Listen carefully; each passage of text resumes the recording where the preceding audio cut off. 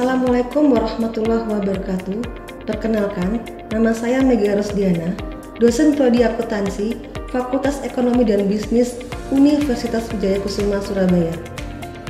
Video ini dibuat untuk memenuhi syarat sertifikasi dosen, yaitu penyataan diri dosen dalam unjuk kerja Tridharma Perguruan Tinggi, PDD, UK, PT, khususnya di aspek pengajaran.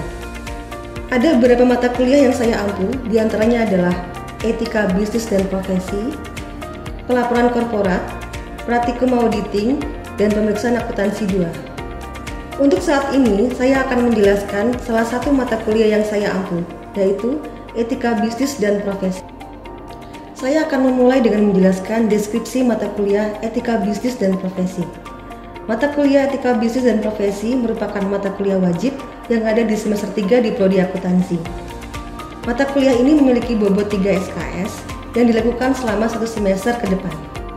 Pada mata kuliah Etika Bisnis dan Profesi ini, mahasiswa membahas kedudukan akuntansi sebagai profesi, pengertian etika profesi, dan prinsip-prinsipnya, teori etika, proses pengambilan keputusan etis, prinsip etis profesi akuntansi, dan persoalan etis fraud.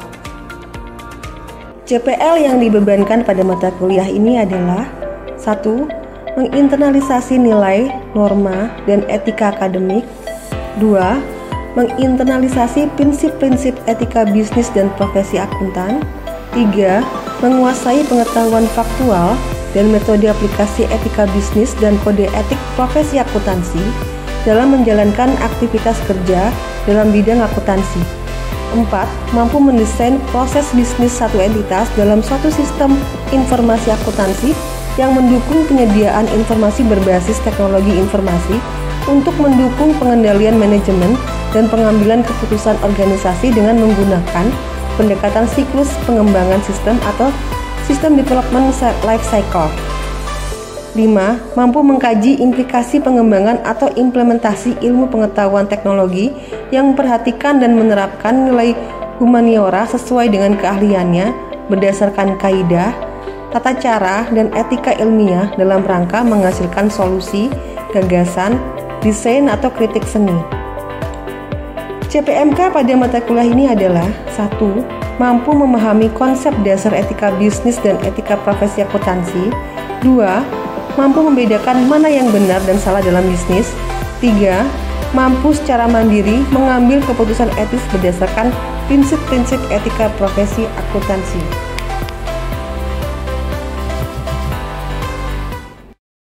Sistem pembelajaran dilakukan secara sinkronus dan asinkronus dengan mengutamakan pembelajaran aktif yang mengutamakan peran dan keaktifan mahasiswa di dalam proses pembelajarannya.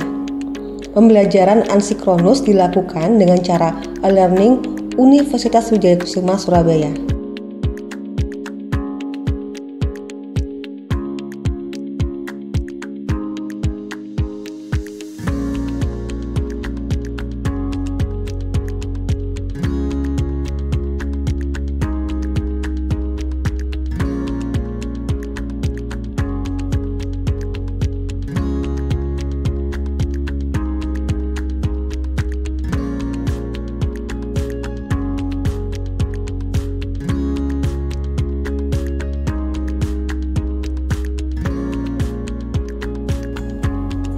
Pembelajaran mata kuliah dilakukan 16 kali pertemuan, yaitu 7 kali pertemuan sebelum UTS, 1 kali UTS, 7 kali pertemuan sebelum UAS, dan 1 kali UAS.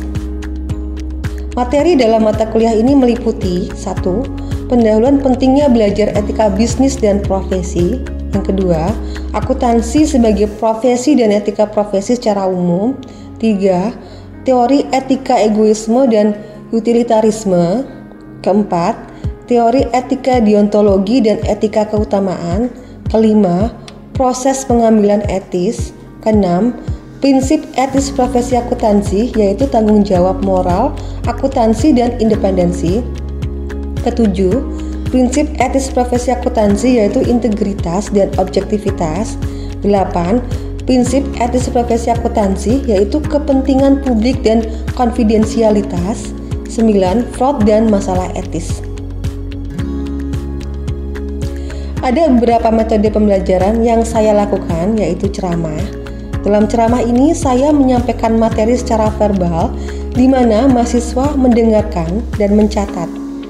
Biasanya saya menggunakan referensi dari buku ataupun dari internet yang terpercaya. Saya juga membuat file presentasi yang interaktif di perkuliahan saya. Saya juga memberikan pertanyaan kepada mahasiswa ketika perkuliahan berlangsung dan mahasiswa menjawab pertanyaan tersebut. Metode pembelajaran berikutnya adalah diskusi. Saya akan memberikan topik di mana topik tersebut relevan dengan topik yang sudah dipelajari. Biasanya, bahan diskusi tersebut saya share di e-learning Universitas Wijaya Kusuma Surabaya. Saya juga membentuk kelompok-kelompok kecil, kemudian saya meminta mahasiswa untuk berdiskusi. Selesai berdiskusi, mahasiswa dapat menyampaikan hasil diskusi dengan mempresentasikan di depan kelas. Dengan cara ini, dapat melatih mahasiswa untuk berpikir kritis, menyampaikan pendapat, dan dapat bertukar pikiran dalam memecahkan suatu permasalahan. Metode pembelajaran problem-based learning, dengan metode ini saya dan mahasiswa berkolaborasi menyelesaikan masalah dengan kasus yang saya berikan. Selanjutnya, mahasiswa mencari informasi yang relevan, menganalisis dan merancang solusi yang tepat. Metode interaction, di mana saya berinteraksi dengan mahasiswa di dalam kelas, di mana saya selalu mendukung mahasiswa untuk bertanya atau memberikan jawaban tentang perkembangan terkini, sehingga perkuliahan akan berjalan dengan dua arah. Saya juga menggunakan WhatsApp group untuk melakukan interaksi dengan mahasiswa. Selanjutnya yaitu assessment, yaitu bagaimana saya menilai kemampuan mahasiswa dengan menggunakan bobot penilaian yang telah disepakati bersama di awal perkuliahan. Evaluasi mata kuliah didapat dari pembobotan, yaitu keaktifan 10%, tugas 20%, UTS 35% dan UAS 35%.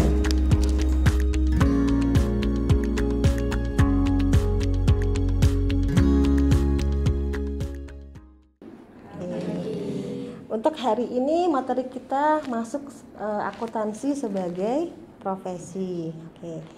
Kita langsung aja ya. Nah, profesi harta kekayaan, ketiga pekerjaan, jabatan, keadilan, dan hal mempunyai sesuatu sebagai pekerjaan atau mata pencaharian.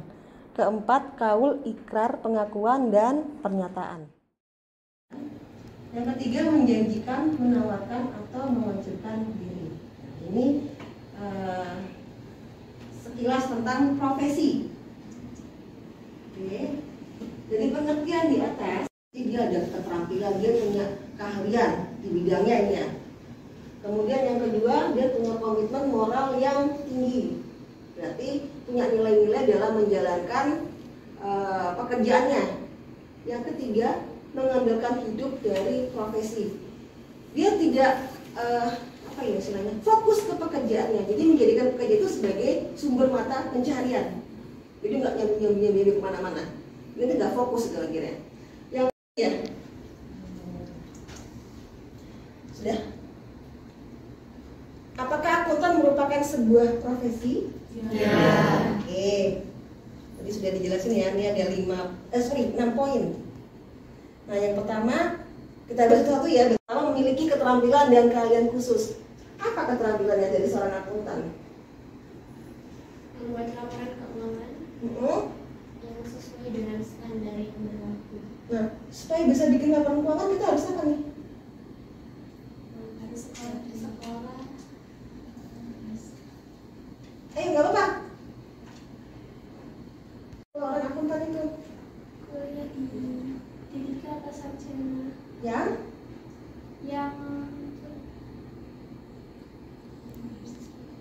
atau juga profesi yang jurusan akuntansi. Nah, oke, yang jurusan akuntansi. Kemudian ada sih lebih menjurus lagi, itu harus bagaimana nih? saya Oke. melakukan sertifikasi seperti ujian. Sertifikasi. Nah, kalau akuntan sertifikasinya apa? CA sama CPA. Selain akuntan bisa nggak dia akuntansi? Nah, masalahnya bisa nggak dari tempat lain itu kerjakan akuntansinya? Oke, itu satu. Oke, benar. Terus ambil sertifikasi, bisa CPA, bisa CA. Nah, kemudian selain ngambil sertifikasi, dia harus apa lagi nih? Kemudian memiliki komitmen moral yang tinggi. Dia punya moral yang tinggi berarti apa tuh? Kejujuran. Tugasnya. Oke. Jadi tidak boleh ada kecurangan dalam kerjaannya. Ada gelarnya ya? Oke, kalau gelarnya untuk akuntan publik, akuntan CA atau AK ya? CA sama AK. Oke. Kemudian menjadi anggota suatu profesi. Agar sesama akuntan. Oke, bisa bertukar pengalaman antar anggota ya. Terus ada lagi.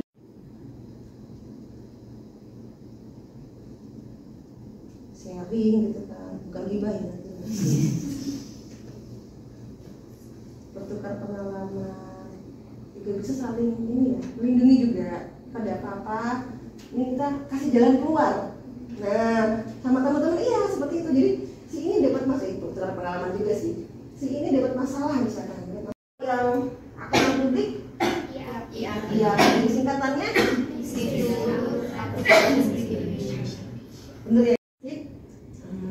Kita masuk ke sini. Profesionalisasi akuntan. Oke, di argumen akses kita sama profesi akuntan kita nih. Sama selebriti dapat diperbandingkan. Maksudnya gimana ya? Oke, ada mobilnya segitu, harganya segini. Berarti kan dapat dibandingkan tuh memang harganya segitu. Kalau mobilnya gede mungkin lebih mahal lagi gitu ya. Nah,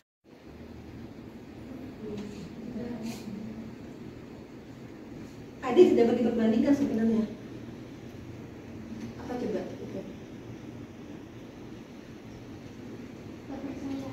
Kepercayaan. Kita nyawa akuntan karena kita percaya sama dia. Nah, kita nyawa ini belum tentu nyawa yang lain. Betul nggak? Bisa membuat opini buat laporan keuangan yang bisa digunakan oleh masyarakat. Yang ketiga, altruisme non profit. Nah, di sini altruisme itu adalah perhatian terhadap kesejahteraan orang lain. Jadi mengambil untung ya di sini ya, altruisme ini ya. Nah, ternyata altruisme kita sebagai seorang akuntan itu juga beda dengan profesi yang lain. Apa ini? Ayo. Ikhlas. Akuntansi ini tuh ikhlas untuk Apel? Kelas yang bagaimana? Kepercayaan pada orang lain. Jadi kita di laporan keuangan akhirnya kan digunakan sama orang banyak. Ya nggak sih? Kalau dengarkan orang bicara, kemudian rohaniwan itu juga ikhlas. Dia nggak dibayar kan, mau dakwah kan. Nah, dakwah kan juga yang penting orang itu jadi orang baik, gitu kan. Hidupnya aman tentram. Nggak dari profesi kita nih akhirnya. Kita percaya nih laporan keuangan yang dibikin, laporan keuangan yang diperiksa, analisis yang kita keluarkan, jadinya ada kepercayaan. Sifat personal, sifat impersonal ternyata. Kok bisa ya? Personal, saya dengan dia. Kita berdua, Safira, saya dan Safira, personal. Impersonal, kemana-mana. Apa itu? Itu disetujui oleh yang menyewa ya. Oke, bisa. Jadi begini katanya. Ini menyewa saya sebagai akuntan. Oke, personal. Tapi ternyata hasil yang saya keluarkan karena disewa ini tadi saya di laporan keuangan itu bisa digunakan oleh yang berkepentingan terhadap laporan keuangan. Ini nggak cuma buat gini, bisa buat pemegang saham, bisa buat apa lagi kira-kira? Publik, terus apa lagi?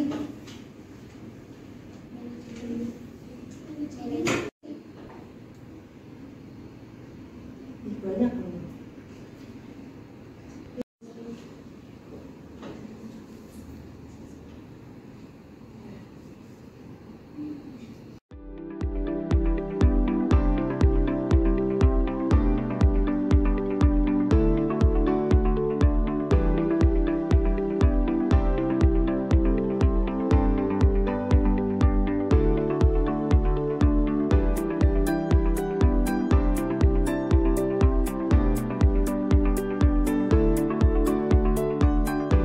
Demikian deskripsi singkat cuplikan proses pembelajaran dari mata kuliah Etika Bisnis dan Profesi yang saya ampu.